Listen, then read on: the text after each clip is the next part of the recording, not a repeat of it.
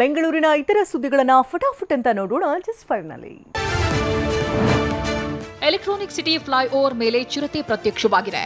ಬೆಳಗಿನ ಜಾವ 3 ಗಂಟೆ ಸುಮಾರಿಗೆ ಟೋಲ್ ಪ್ಲಾಜಾ ಬಳಿ ರಸ್ತೆ ದಾಟಿ ಎಸ್ಕೇಪ್ ಆಗಿದೆ.